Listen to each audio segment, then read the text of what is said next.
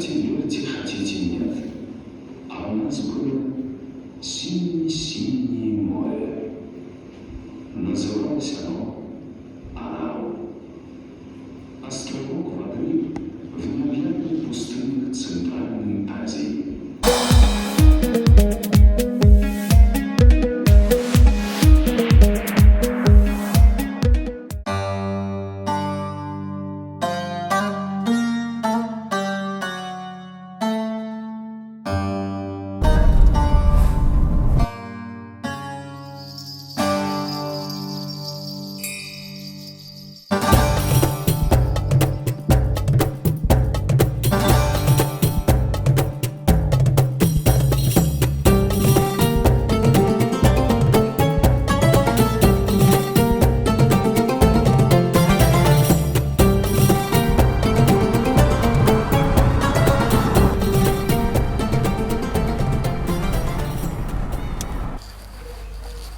First stop of the day, toilet bar. Okay, let's see what can we get for 1,000. So this is what 1,000. So many, wow, wildlife living in this toilet.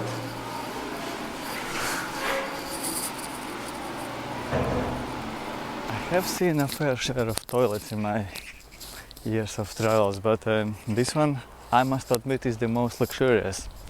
Not one toilet before have had wildlife inside. Рижское пиво. Beer from Riga. Only there is no such beer in Latvia. Здравствуйте.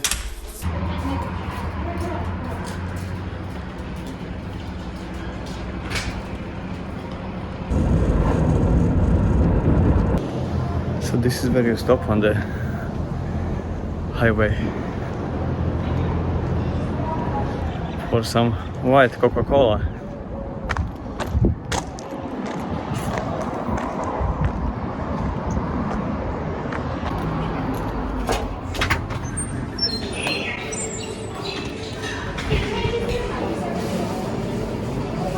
Only in Uzbekistan, white Coca-Cola and orange Coca-Cola.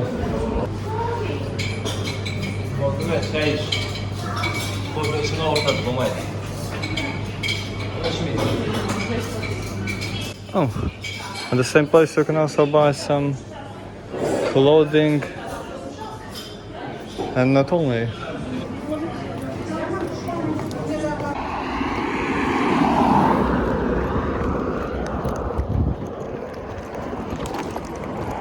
Wow. Let's go, let's continue.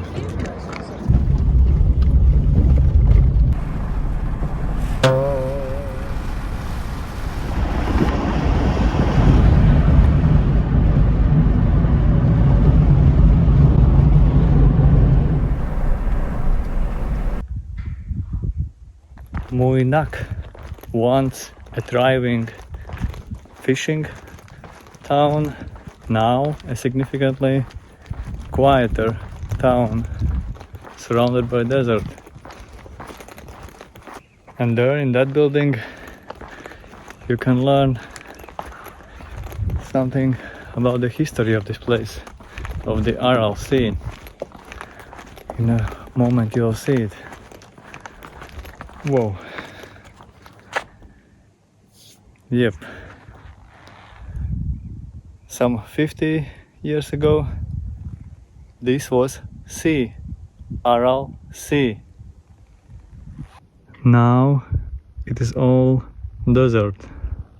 At the moment this sea has lost more than 50% of its territory and more than 70% of the water. An example of what people can do, what we can destroy. Muynaq, the place where we are right now, in 1960s, It was a peninsula surrounded by the sea. 73, more or less the same. 87, 99, 2006, 2016. All of this is desert now. Let's go and see the remains of ships. To get to Muynaq from that place where we had lunch and white Coca-Cola, we had to drive for more than 1 hour, and then in one place there was a shop, maybe 40-50 minute ride away from the nearest town. The only shop, one building. I guess the best shop in the area.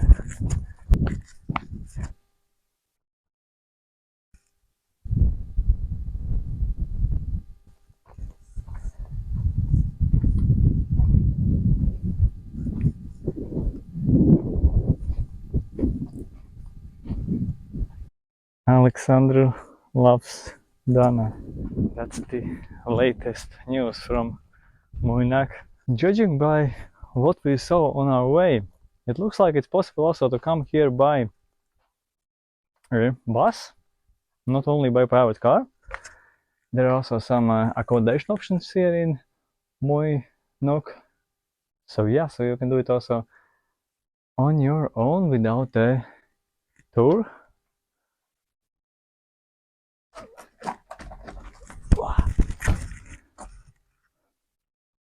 Without a private car.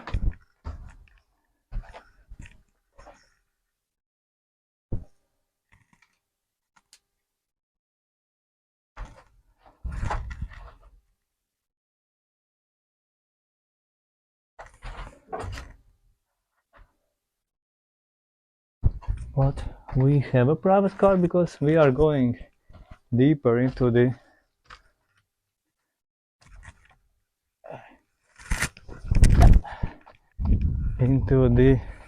desert. We are going until the water to look at the remains also of the Aral Sea itself.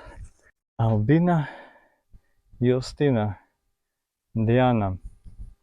Yeah, we will head deeper into the desert to look for the water.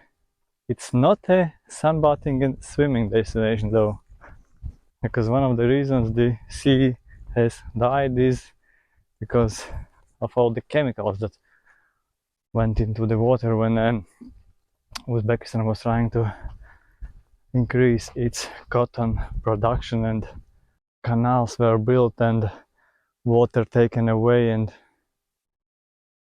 shit dumped into the water. Here is the result of that. And also a lesson: if you have sea providing you with food, jobs, don't dump shit into it.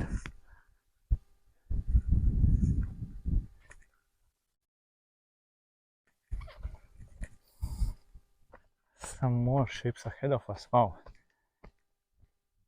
bigger ones. Not a very touristy place, this one.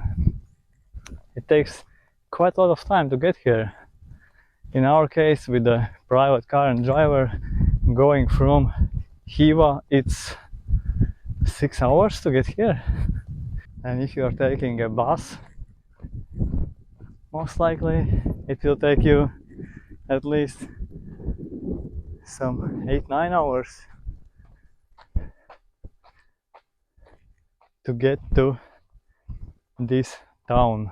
And then onwards, to go into the sea, you'll have to find some mode of transportation in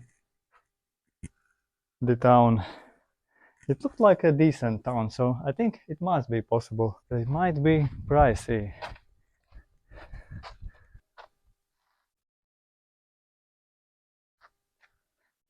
Something like 100 dollars, maybe 150, maybe $200 to go the last bit.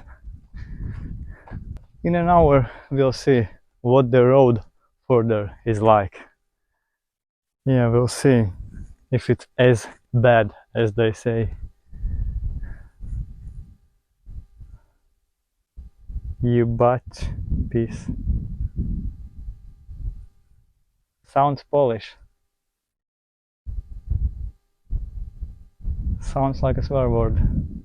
To give you an idea how big is this place, in 1960s it was the 5th biggest lake in the world, and now this is what's left.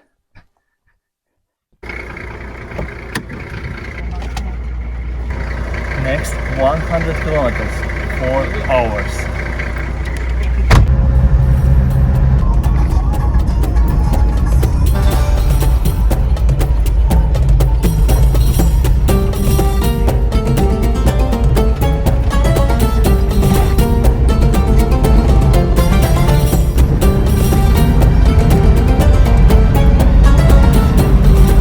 Wow, what a place! Wow, and we haven't yet arrived. It's still maybe an hour of driving to get to water.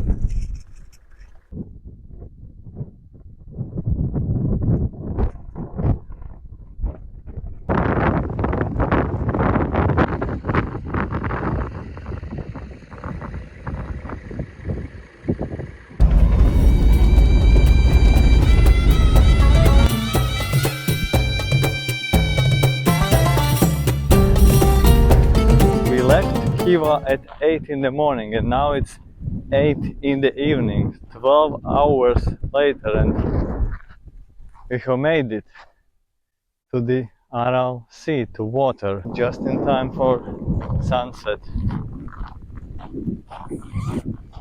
What a ride! In the last 100 kilometers and 4 hours we were driving on the seabed and along the original coastline of Aral Sea. Hard to imagine that Muynaq was the place by the sea. Muynaq was the fishing village. Now it takes 4 hours of off-road driving to get there to water. Somewhere there in the distance on that mountain now is a yurt camp, the place where we are going to stay for this night. I knew of this place for many years, but I thought that it's probably not worth coming anymore, that it's not as interesting, impressive anymore. I was wrong. I was wrong. It's probably the most unique place in Uzbekistan and one of the most unique places where I have been to. And it could be the second longest ride to the beach that I have been on. Second only to the ride across Russia to go to Lake Baikal. Back then it was 3 days on the train to go to Irkutsk and then onwards to Lake Baikal. Wow.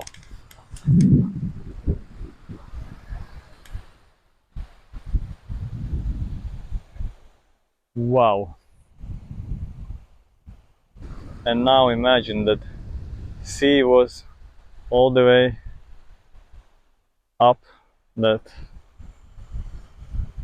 these mountains, up these cliffs. It was all sea. So 50, 60 years earlier, you could just go on a swim from the city. Now it's 100 kilometers away. The sea has shrunken. That's it. That's it for today, and that's it for this video.